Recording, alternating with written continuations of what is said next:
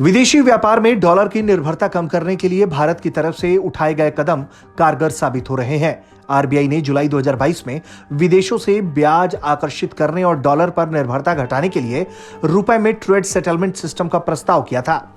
रूस के साथ ही रुपए में व्यापार की शुरुआत के बाद देश में 17 वोस्त्रो खाते खुल चुके हैं और जर्मनी, इजराइल जैसे विकसित देश समेत 64 देशों ने रुपए के जरिए कारोबार करने में दिलचस्पी दिखाई है। पहली बार यूरोपियन यूनियन में शामिल देश जर्मनी एशिया के किसी मुद्रा यानी भारत के रुपए के साथ व्यापार करने के लिए आगे आया है। भारत का रुपया अगर 30 से ज्यादा देशों के साथ व्यापार होने लगता है तो फिर वो अंतरराष्ट्रीय व्यापारिक मुद्रा का रूप ले सकता है।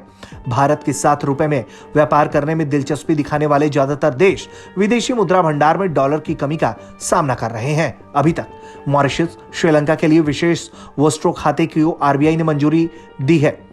ताजिकिस्तान, क्यूबा, लग्जमबर्ग, सूडान भी रुपए में ट्रेड सेटलमेंट के लिए बातचीत कर रहे हैं। इसके अलावा बांग्लादेश, नेपाल, म्यांमार जैसे पड़ोसी देश भी इस बारे में गंभीरता से सोच रहे हैं। अब बात करते हैं कि रुपए में व्यापार करने से भारत को क्या फायदे होंगे। सीमा पार लेन देन में रुपए का इस्तेमाल भारतीय व्यापार के लिए जोखिम को घटाएगा। कच्चे तेल समेत आयात किए जाने वाले ज्यादातर सामान का भुगतान रुपए के माध्यम से होगा, जिससे हर साल अरबों डॉलर बचेंगे। अंतरराष्ट्रीय बैंकों को कन्वर्जन फीस नहीं भेजने से रकम बचेगी, जो देश के विकास के काम आएगी। रुपए में व्यापार को आसान बनाने के लिए 17 भारतीय बैंक शाखाओं में रुपए में विदेशी व्यापार की सुविधा के लिए विदेशों में भागीदार व्यापारिक बैंकों के साथ विशेष वोस्त्रो खाते खोले गए हैं।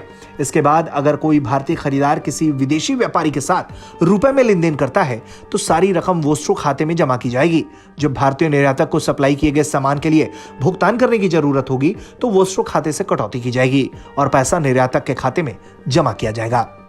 बीते कुछ महीनों में डॉलर के मजबूत होने से दुनिया भर के कई देशों के लिए आयात महंगा हुआ है। इसे एक विकल्प की जरूरत थी। अब रुपए में कारोबार शुरू होने के बाद उम्मीद है कि अमेरिकी डॉलर पर निर्भरता कम होनी शुरू हो जाएगी और भारत का रुपया भी आने वाले दिनों में जल्द ही और भी ज्यादा मजबूत होकर पूरी दुनिया के सामने आएगा। ब्यूरो रिपोर्ट, भारत तक।